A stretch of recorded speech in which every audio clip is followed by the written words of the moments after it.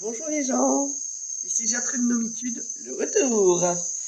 Et oui, je me suis arrêtée pendant quelques temps, déconfinement oblige, l'été arrive, la chaleur, les cigales. Mais j'avais envie de retrouver mon fauteuil préféré. Du coup, je reviens pour une petite vidéo que j'ai intitulée Les pensées à la con. Les pensées à la con que tout le monde a, on en a tous, des pensées à la con. Sauf que j'ai la bonne idée de souvent les noter, la bonne ou la mauvaise. Parfois, ce sont des réflexions que je me fais parfois devant la télé, parfois lors d'une conversation, que je garde pour moi dans un coin de la tête et que je note plus tard. Alors, comme première pensée, réflexion à la con, il y a quelque temps, ils ont repassé sur la TNT, ils ont repassé les Twilight. Ça va quoi, ça demande pas beaucoup d'activité cérébrale. Je pense que c'est parfait pour une soirée. Donc je me mets devant ce film, je vois le premier où notre cher Édouard brille de mille feux avec toutes ces belles paillettes sur la face dès qu'il a un rayon de soleil qui lui touche le visage. En fait, j'ai remarqué dans les deuxième et troisième volets, oui parce qu'évidemment ils les ont passés à la suite, donc j'en ai regardé quelques-uns. Eh ben, en fait, bizarrement, Édouard brillait plus au soleil. Alors, est-ce qu'ils ont choisi des plans où il semblait être moins au soleil? Ben, pas vraiment. Par contre, je me suis posé une question. Je me suis dit quand même, il y avait un gros budget d'effets spéciaux, etc., etc. Les acteurs commençaient à monter en termes de célébrité. Est-ce qu'ils ont fait augmenter leur cachet? Les explications, je ne les ai pas. Mais moi, je suis sûre d'une chose. C'est que avec toutes ces augmentations, ils n'avaient plus de budget paillettes. Alors là, je me retrouve face à un magazine santé euh, où il disait que, bon, c'était pendant le confinement notamment, il fallait faire beaucoup de sport, que ça faisait du bien, mais que quand on avait fait du sport, si on voulait profiter au maximum des bienfaits de l'exercice, le mieux c'était après ça de manger des protéines. J'étais en train de regarder ce magazine tout en faisant quelques abdos. Oui, je vous assure, j'en fais pas souvent, donc c'était notable. Et j'étais sur la fin de ma séance d'abdos, et là, ils me sortent protéines. Et je dis, ben en fait, ça va, quoi, c'est bon, protéines, pâté. Ouais, carrément, je peux me sortir mon pâté, c'est des protéines. Donc, bah, moi, j'ai suivi les conseils, j'ai mangé des protéines après mes abdos et j'ai mangé du pâté. Un soir, je regardais une émission avec une voix off qu'on connaît beaucoup sur le groupe M6, belle voix off, hein, et qui a tendance à bien prononcer, etc. Elle est parfaite pour s'endormir d'ailleurs, je vous la conseille. Euh, et là, en l'occurrence, il y avait un des protagonistes de l'histoire qui s'appelait Jonathan. Mais il y avait un H juste après le J.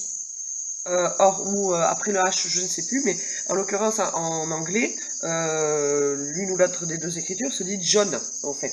Ça se prononce pas John. Donc là, Jonathan, ça faisait littéralement si on le lisait exactement comme c'était écrit.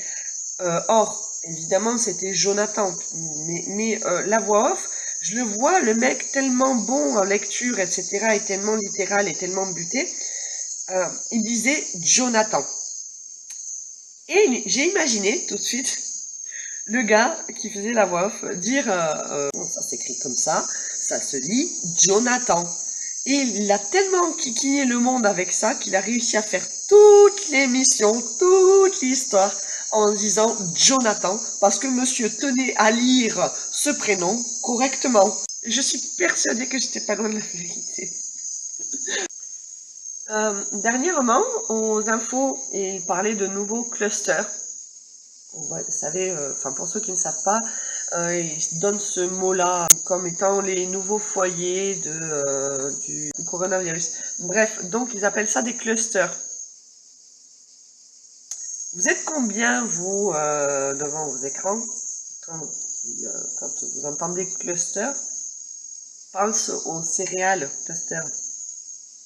Je sais pas vous, mais moi c'est mon cas.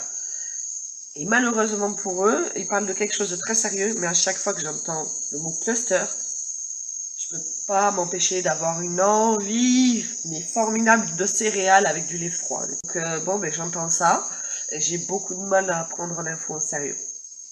Connard a klaxonné. Je fais un truc sérieux là, mec. Parlons maintenant pub.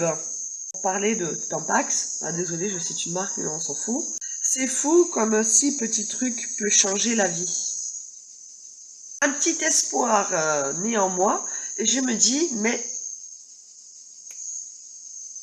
si je veux changer de vie, il faut peut-être que je mette des Tampax.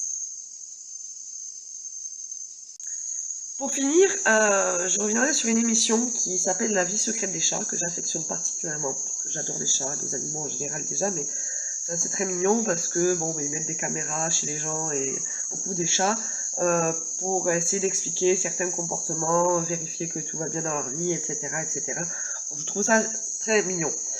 Mais en fait, Werber a écrit un bouquin, Demain les chats, où les chats démontrent qu'en fait ils ont planqué leur intelligence pendant des siècles et que ils sont prêts à prendre le pouvoir sur l'humanité et donc sur le monde entier.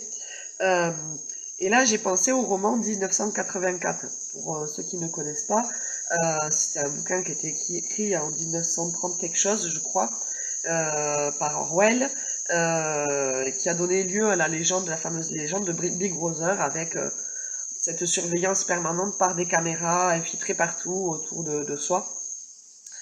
Et là, j'ai fait un petit rapprochement entre les deux. J'ai fait une association d'idées. Et j'ai imaginé qu'effectivement, les chats, un jour, prennent le pouvoir sur le monde. Et qu'ils écrivent un bouquin en racontant comment eux, dans leur passé, puisqu'Orwell imaginait un futur, mais là, dans leur passé, en fait, on avait joué les Big Brothers avec eux en mettant des caméras dans les émissions. Enfin, imaginons, voilà, que ce soit eux qui viennent au pouvoir. Comment ils verraient aujourd'hui cette émission, quoi. Voilà, les humains qui sont permis de leur attacher les caméras autour du cou et de les espionner dans l'endroit où ils vivent. Ouais, j'ai trouvé ça.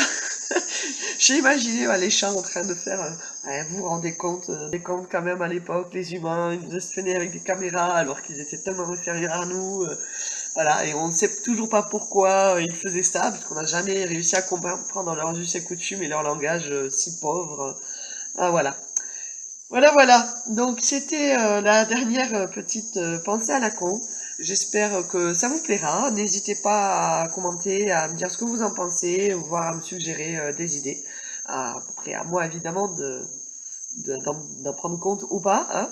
Je suis libre, puisque je fais ça encore une fois, je fais ça pour m'amuser, même si en vrai j'aimerais faire les choses bien. Donc voilà, merci à tous, notamment ceux qui sont allés jusqu'au bout de la vidéo. Et puis je vous dis peut-être à bientôt pour une autre vidéo. Ciao les gens!